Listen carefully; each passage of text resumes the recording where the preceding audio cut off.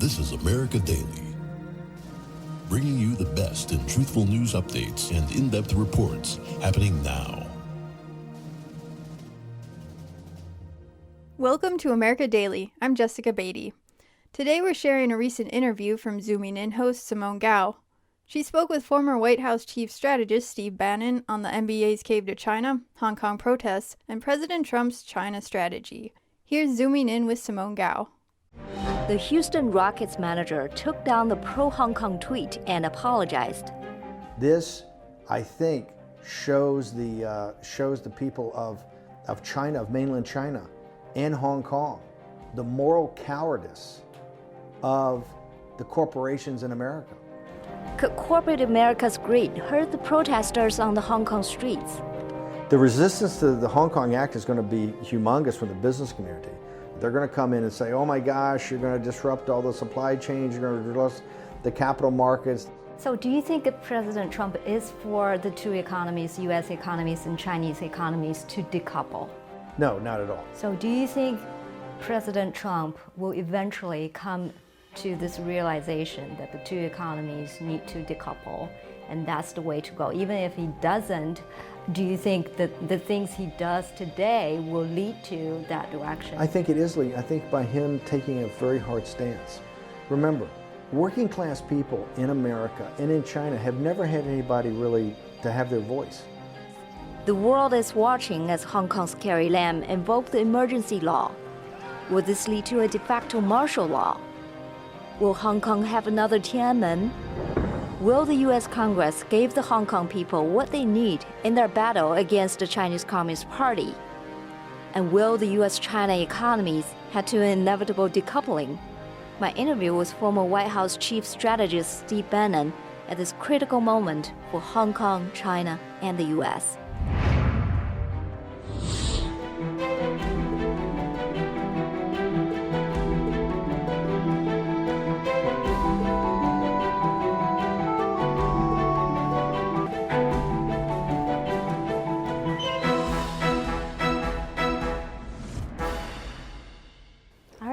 Thank you very much, Mr. Bannon, for being with us again. Simone, thanks for coming to the Breitbart Embassy to chat. So the NBA episode, Daryl Morey, the general manager of Houston Rockets, sent out a tweet supporting Hong Kong. And all kinds of Chinese companies and organizations cut their ties with the team, including stopping live streaming Houston Rockets game to 5 million Chinese people. And then Morey apologized. So the question is, how do you think the American companies can resist this kind of pressure? This is absurd. I mean, what Morey did was a basic support of the Hong Kong protesters for their rights to have the rule of law. And it wasn't just the Chinese companies. I mean, you saw the NBA, you saw the owner. The owner was a total coward. He's supposed to be a capitalist. He was a total coward. They kowtowed. The NBA is supposed to be so woke. I mean, they're so sensitive to everybody else's rights. Exactly. Right. They're so woke. They're the most woke of all sports industries in America. And it was humiliating what they did. And I think there ought to be severe ramifications. I think we ought to start looking at a whole host of things. If the NBA is going to do this, why are they publicly supported? Why is there taxpayer money going to these arenas? This is outrageous. This, I think, shows the people of China, of mainland China, and Hong Kong, the moral cowardice of the corporations in America. They completely kowtowed to the CCP. I mean, it was embarrassing what they came out with, and finally they made Morey essentially take down the tweet and made him grovel. This is, I think, for people in China and people in Hong Kong, you see really what freedom fighters are up against. The corporatists are the worst of everybody. All they care about is the almighty dollar. All the Houston Rockets and the owner, particularly, who was the worst, who came out and threw him under the bus immediately. This is outrageous, and I think this is a huge, huge mark against American capitalism, as it supposedly supposed to back up capitalists in Hong Kong. These young people in the streets are capitalists, and they're fighting for capitalism. This is a disgrace. And I think this shows in high relief what President Trump has had to fight against, what people in the United States, that are trying to bring up about what the CCP's been doing. The corporations in America are in business with these guys. The corporations in America are in business with these guys, and it's just outrageous. It's all about the almighty dollar. It's a disgrace. And anybody who's going to a Houston Rockets game or to an NBA game ought to demand that that the owners and the people associated with this, and the NBA commissioner who made a fool of himself. And history is going to judge these people very badly, because the CCP is going to fall, right? China is going to be free. The people in Hong Kong are going to be free. And they, not people in the West, it's the people in China, old 100 names, and the people in China and in Hong Kong are going to hold the capitalists in the West to account for what they did. After Carrie Lam invoked emergency powers, the first thing she did was to enact the anti-mask law. And the speculation is the reason they did that is because Western countries, many Western countries had the same law. So if the Hong Kong government does the same thing, the Western countries wouldn't be able to blame the government for doing the same thing against the protesters. Do they have a point? I think they don't have a point at all.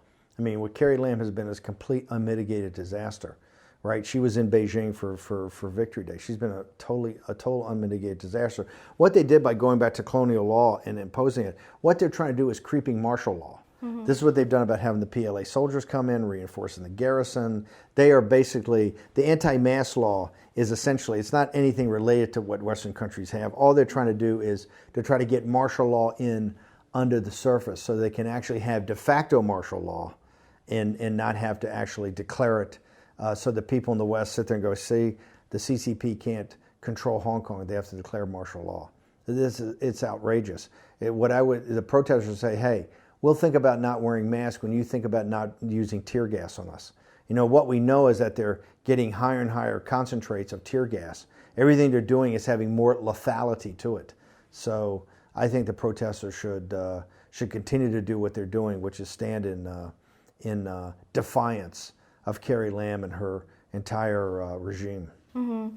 It's almost certain that the Hong Kong Human Rights and Democracy Act will be passed very soon. I don't know about that. I don't know really? where you get your information on that. I don't know about that at all. Everybody on Capitol Hill was saying that, you know. Well, it's a hope. There's a lot of effort. Listen, there's a huge effort to pass it. Right. But I wouldn't take it as a foregone conclusion. It got voted out of committee. It's now, remember, right now, the House of Representatives is completely caught up in this firestorm of impeachment, right? And so not even new NAFTA, the USMCA, which is central to the United States' economic growth, and something Nancy Pelosi is weighing and measuring whether she wants to give Trump a victory or not. Mm-hmm. I'm a huge supporter of the Hong Kong Act and really working as hard as I can to make sure this thing tries to get passed, as many other people are. And I think people are very enthusiastic, but I don't want people to get too cocky that, hey, this thing's a done deal, and it's not passed till it's passed. The resistance to the Hong Kong Act is going to be humongous from the business community. They're going to come in, they're going to come in and say, oh my gosh, you're going to disrupt all the supply chains, you're going to disrupt the capital markets, this is going to be the end of everything. So don't think that this thing is not going to have universal support, particularly when it goes to the Senate. So we've got to get it through the House. We have to get it through the Senate. Right now we basically have it voted out of committee.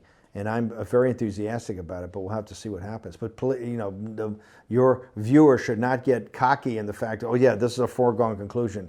Anything in Washington, D.C. right now is highly politicized around the whole concept of impeachment. What could be the possible hurdle from the Senate? The Wall Street and the corporations. So you just saw what the NBA did.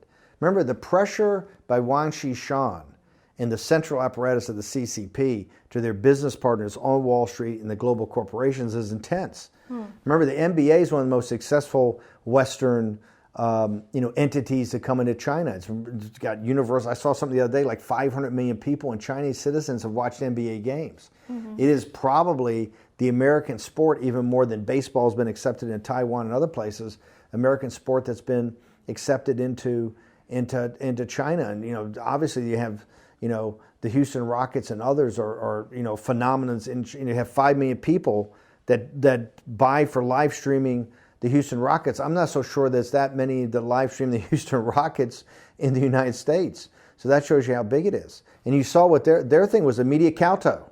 Let's get down and kowtow to CCP. This wasn't even close. I mean, they threw the general manager under the bus right away. Oh, he's terrible. And he had to put out this really treacly, walk back of a statement. It was embarrassing and humiliating as a citizen of the United States to see what they made him do.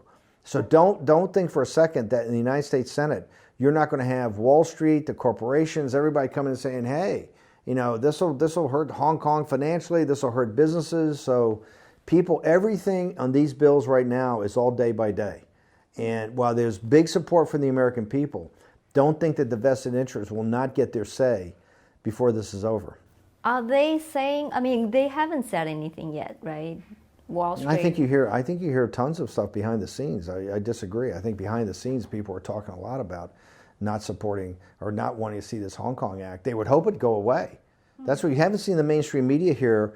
It hasn't been a drumbeat every day about about the act. You've had Marco Rubio and other people trying to push it out there, but if you cut on the nightly news, you haven't seen anything. You really haven't seen much about this. And behind the scenes, I think there's pretty intense lobbying, or at least there's a number of people with vested interests who are saying, they don't want to do it. Number one, they don't want to do it they understand the CCP is just not going to sit there and go, oh, what a wonderful idea. You passed this act, the American Congress, right? What a terrific idea. Why didn't we think of that? They're going to blow back on this thing big time. So the people that have vested interest in being their business partners, remember, this is all about money, right? There are many people that are in business with them are not going to sit there and just, embrace this Hong Kong Act, not at all. And I don't think your viewers and your readers should not think that this is going to be universally accepted. It is from the people that are concerned about freedom and democracy and human rights to a large extent. It's got tremendous support. Don't get me wrong. You got voted out of committee the other day. It's bipartisan. In the House. Yeah. You're seeing a real bipartisan. And every day the CCP acts, you're getting more bipartisan. But remember, the vested interests are stacked against changing the business model of the relationship of the West and the CCP. Even if the Hong Kong Human Rights and Democracy Act get passed, what's going to happen? What's the next step?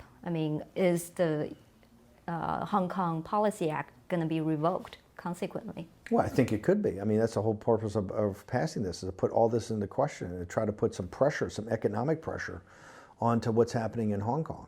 That's why I think this, you don't know how this is going to play out. All I do know is that as long as you have protesters in the street that are not prepared to back down to the CCP, I think some action is going to take, because the heroism of these young people in Hong Kong is, quite frankly, breathtaking. And it gets more and more intense. On this Sunday, when you had so many people come out with the umbrellas and just peacefully protest, I think that was another wake-up call to the world. Mm-hmm. So I think that the people in Hong Kong, the protesters in Hong Kong, are forcing the West to really think through what its relationship's been with the Chinese Communist Party. And I think you're seeing many people saying, and you're seeing it every day, you saw in Hong Kong, you saw about the NBA today, the blowback on the NBA was from both Republicans and Democrats, and both liberals and conservatives. It was quite amazing, the unity. Like I said, in a country that's divided on everything, and we're the most divided I think we've been since before the Civil War, even more divided than during Vietnam and during the 60s. The one thing I see uniting people is anti-CCP. Is that as more becomes known how the Chinese Communist Party treat their people, as more becomes known how they've enslaved the people of China, more that becomes known about the Uyghurs and the Tibetan Buddhists and the Falun Gong and the House Church and the underground Catholics and the common old 100 names in China, how they don't have any rights, how they don't have any property, how they really exist on slave wages, right? The more that becomes known every day, and people can see in the streets of Hong Kong, which is one of the great and most cherished cities in the world, turn into a battleground, right? They're calling into question everything that we've been told before, everything we've been led to believe before. And I think for the first time, people are understanding that the Chinese Communist Party and the Chinese people are two distinct things, that the Chinese Communist Party is just a very small portion of the Chinese people, under 90 million people, and the people that really matter in that are maybe a couple of thousand, and that they hold a grip, a death grip, on China and the Chinese people. and that's starting to change, and you see that in Hong Kong. And so every day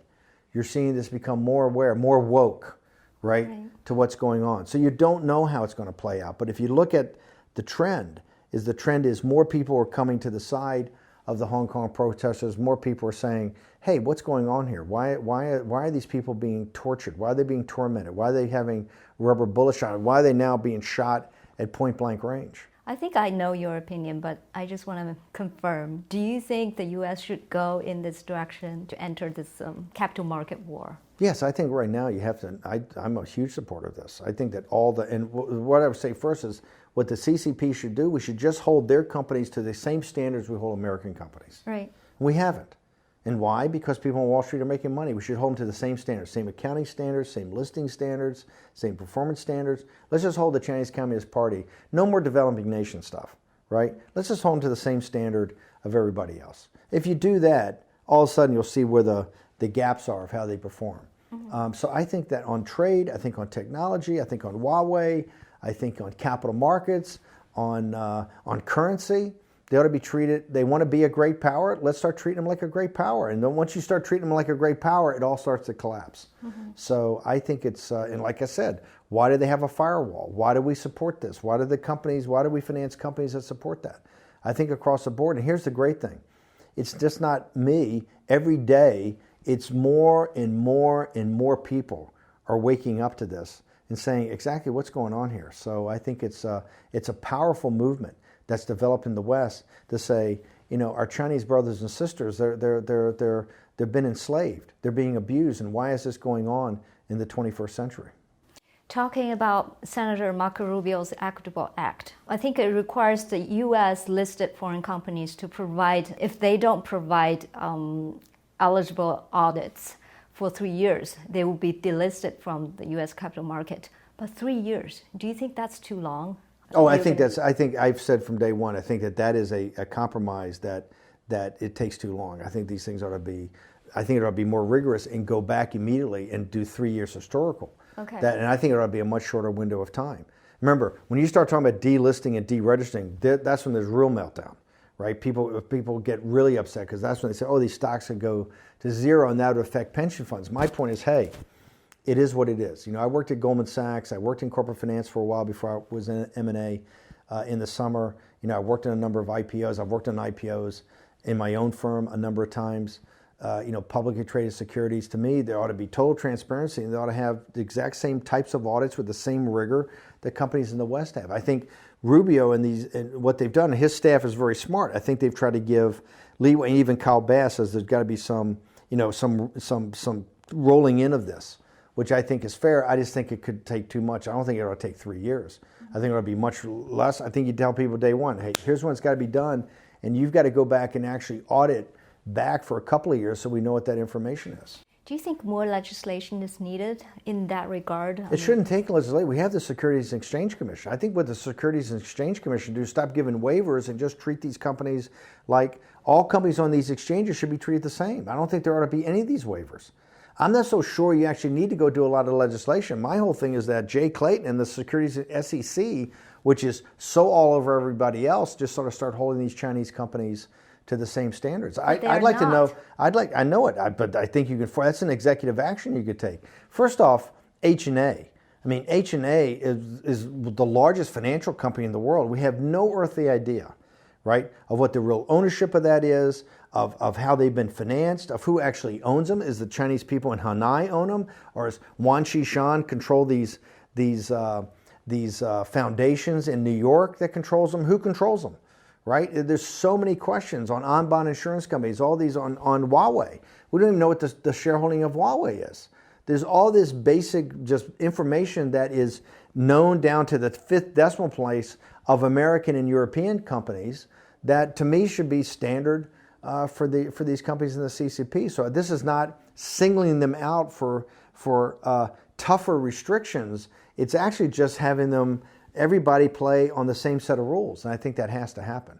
There's huge pushback on this already by the Wall Street faction, saying it'll screw up these companies, they'll trade differently, you have a big impact in the American pension funds that invest in them, it could take losses. So Rubio's thing has not been greeted with with a warm embrace. I think he's got very few co-sponsors on his bill. So don't think the Equitable Act is going to be passed next week, because it's not. It's not. It's never going to be passed. I didn't say it was never going to be passed, but I'm saying it's not. Your audience shouldn't believe that because smart people and dedicated people like Senator Marco Rubio and staff put these forward, that there's just a rush up to say, oh, this is brilliant. Why didn't we think of that in a big rush to do this? Mm-hmm. Remember, people on Wall Street and in corporations kind of know what the scam is, right? The scam is to make the CCP have to deliver as little information as possible and accrete the most value, so then their partners can share in the prize. And that is what people like for the Democracy Act and Marco Rubio and different senators around there saying, hey, this has got to stop. We have to get into a system that is have more about full disclosure. And this is what Roger Robinson is. And if your audience hasn't followed him, what Roger Robinson and Kyle Bass do every day on their Twitter feed and information they put out, they are relentless. One of the things on the Committee on the Present Danger, we're making a huge emphasis on the whole capital markets and financing aspect of this, because nobody heretofore has really talked about it. Let's talk about President Trump a little bit. Do you think President Trump would like to reach a trade deal with China before the election? Well, I think that everybody, when you look at it in its thing, wants to work out something, to work out some sort of deal with China. I think what President Trump has put on the table with his very deep verticals, and really talks about kind of uncoupling the system as it is and reconstituting into something different. I don't think that deal, the original Lighthizer deal that was rejected, negotiated for over a year by the CCP, by Le He, and then basically stopped in May, that's still the centerpiece of what they're talking about. Clearly, the CCP is now putting out alternatives, maybe a smaller deal, maybe deal with agriculture. You saw Larry Kudlow the other day and the Treasury people talk about maybe we just do something in financial services. There's all kind of alternatives. I think President Trump is still looking at this major overall, major structural deal. And as he said, hey, I'm prepared to stick to my guns. So, the delegation's coming over this week. There's all kind of rumors going around. There's all kind of, talk on the business channels.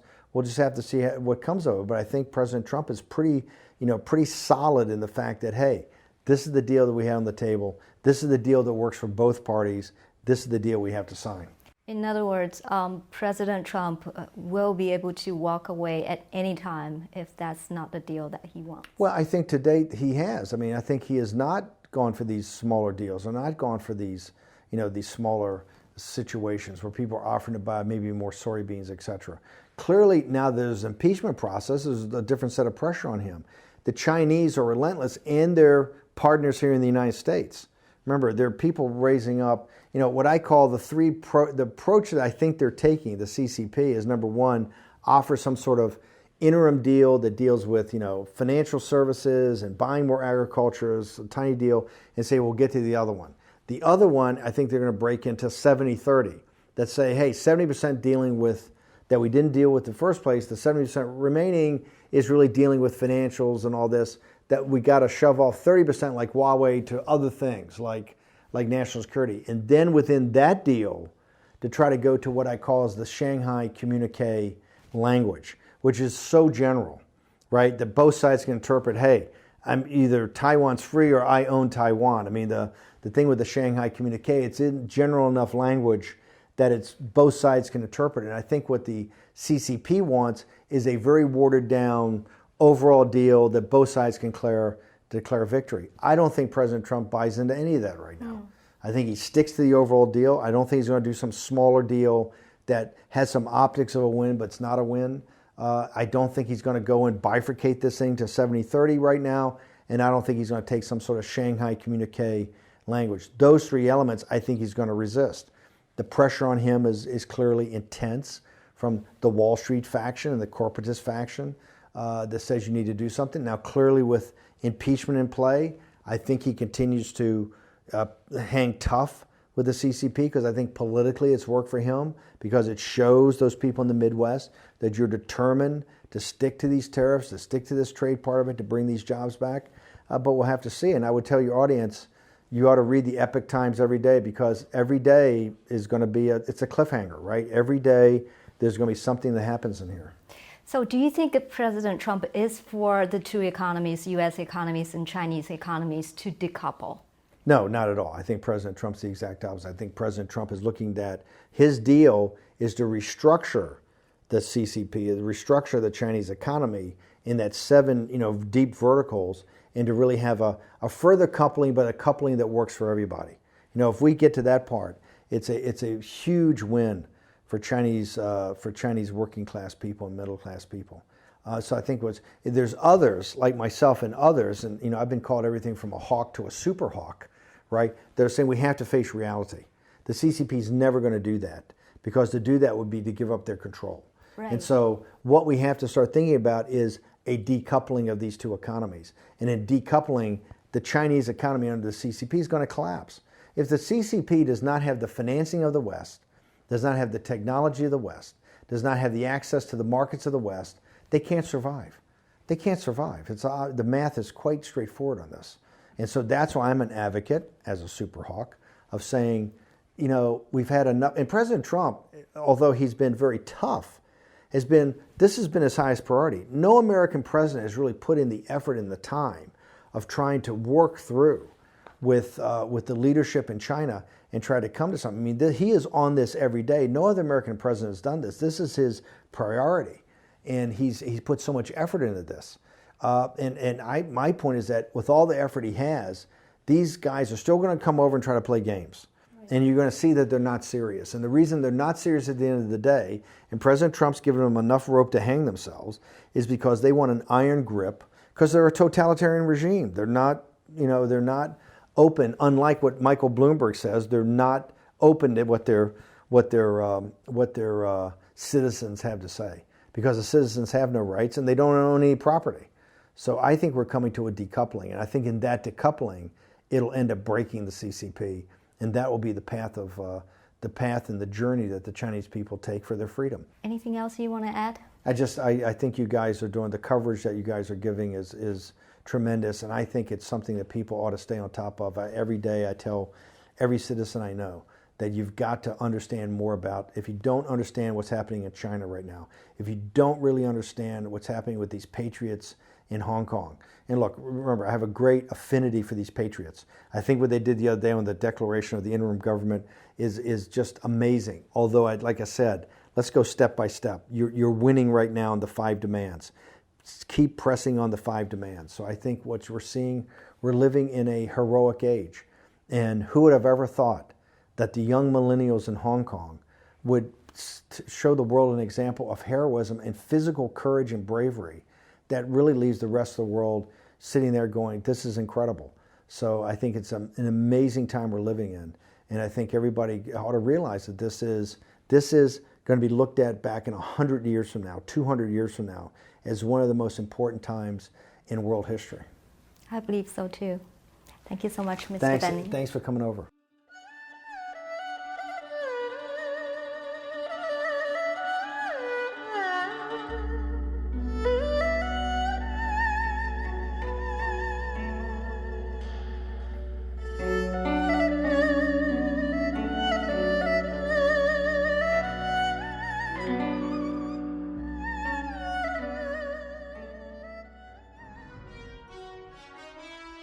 This is America Daily, bringing you the best in truthful news updates and in-depth reports happening now.